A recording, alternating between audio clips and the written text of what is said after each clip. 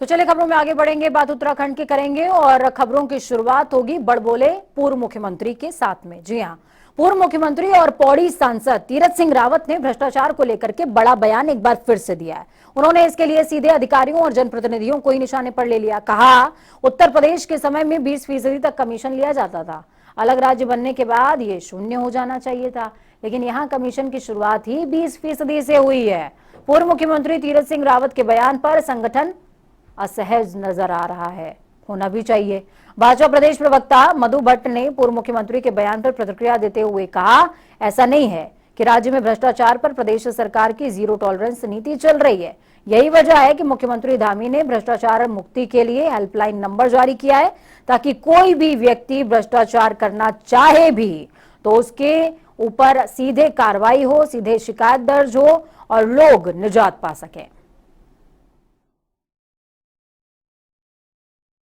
विकास को लेकर काम कर रही है और बहुत अच्छा काम कर रही है और कहीं भी इस प्रकार की कोई बात नहीं है। माननीय मुख्यमंत्री, पूर्व मुख्यमंत्री जो हैं, उन्होंने जो ये बयान दिया, उनसे जब वार्ता हुई तो उन्होंने कहा पूर्ववर्ती सरकारों में जिस प्रकार से भ्रष्टाचार था, व्यापक स्तर पर था, उस संबंध में उन्होंने एक बात कही, बात के ऊपर एक बात कही कि क्योंकि माननीय जो हमारे पूर्व प्रधानमंत्री थे स्वर्गीय राजीव गांधी जी, उन्होंने भी कहा था कि भाई हम जब 100 रुपए देते हैं तो कहीं 1 रुपया पहुंचता है। उस परिप्रेक्ष्य में उन्होंने ये बात कही। उनका ये कहना था कि भ्रष्टाचार बिल्कुल भी किसी भी सीमा तक नहीं होना चाहिए, कहीं भी कोई भ्रष्टाचार नहीं होना चाहिए। और हमारी सरकार तो जीरो टॉलरेंस पर काम कर रही है। आपने देखा होगा पिछले जब से हमारी सरकार बनी है, बिल्कुल कहीं भी अगर कोई भी शिकायत आती है तो इसके लिए अलग से सीएम का एक अलग से हेल्पलाइन है, नंबर खुला हुआ है, उसमें आप शिकायत कर सकते हैं और इस प्रकार की कोई बात नहीं है। वो जो बयान आया उस परिप्रेक्ष्य में आया था, कांग्रेस के समय के परिप्रेक्ष्य में।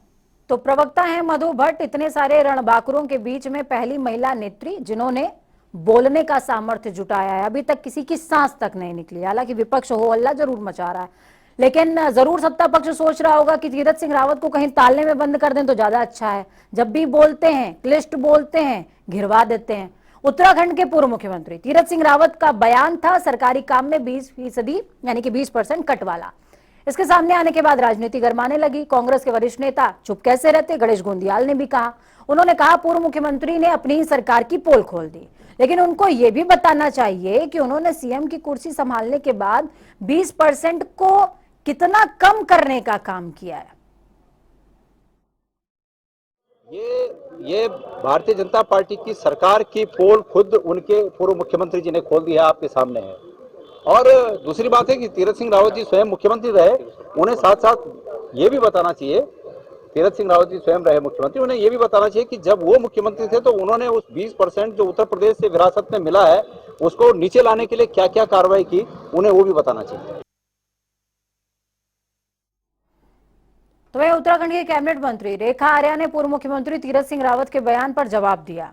मंत्री रेखा आर्या का कहना है कि पिछली सरकार के 5 साल और मौजूदा सरकार का कार्यकाल जीरो टॉलरेंस का रहा। हम भ्रष्टाचार को सलाखों के पीछे भेजने का काम करते हैं। साथ ही उन्होंने कहा कि तीरथ सिंह रावत ने किस संदर्भ में यह बयान दिया, इसको वही बेहतर बता सकते हैं। आज राष्ट्रीय बाल दिवस है और इस बाल दिवस पर मैं सभी बच्चों को बहुत बधाई और शुभकामना देती हूँ। और आज हमारे महिला सशक्तिकरण, बाल विकास विभाग, महिला कल्याण और साथ साथ में हमारा जो स्पोर्ट्स विभाग है, तीनों ने मिलकर ऐसे बच्चों को आज स्पोर्ट्स के प्रति प्रेरित करने के दिशा में काम किया है जो बच्चे सामान्यतः इस प्रकार के खेल मैदान में नहीं उतरते हैं। जो बच्चे किसी न किसी रूप में उनके या तो पेरेंट्स नहीं होते हैं, छोड़ जाते हैं, अथवा अनाथ होते हैं, तो वो हमारे शिशु सदनों में वो बच्चे रहते हैं अथवा ऐसे हमारे प्राइवेट संस्थानों में वो बच्चे रहते हैं। उन बच्चों को इस प्रकार से खुला हुआ वातावरण, खेलने के लिए मैदान इत्यादि उपलब्ध नहीं हो पाता था। उत्तराखंड में कांग्रेस की भारत जोड़ो यात्रा के दूसरे चरण की तैयारियों को लेकर सभी कांग्रेस नेता तैयार नजर आ रहे हैं। इस यात्रा को उत्तराखंड में भी सफल बनाने के लिहाज से सभी कांग्रेसी जी जान से लगे हुए हैं।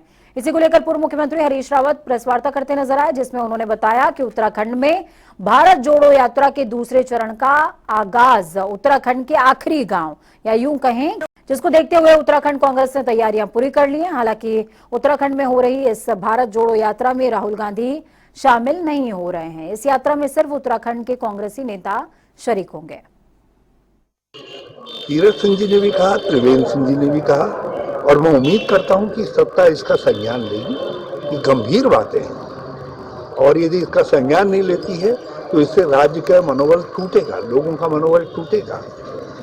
और राजनेताओं को एक बात समझनी चाहिए कि हम कोई भी बयान ऐसा न दें जिससे जनता का मनोबल टूटता हो, और यदि दे रहे हैं तो हमको संकल्प लेकर के उसका समाधान ढूंढना चाहिए। और भाजपा की सरकार भ्रष्टाचार रोकने में नाकामयाब रही है, बल्कि हिस्सेदार रही है। ये लोगों ने, सारे उत्तराखंड ने देखा। वक्त है छोटे से ब्रेक का। ब्रेक के उस पार खबरों का सफर लगातार जारी है। बने रहिए जनता टीवी के साथ, क्योंकि हमें आपकी ताकत, अपना और अपनों का बहुत ज्यादा ख्याल रखिए। नमस्कार।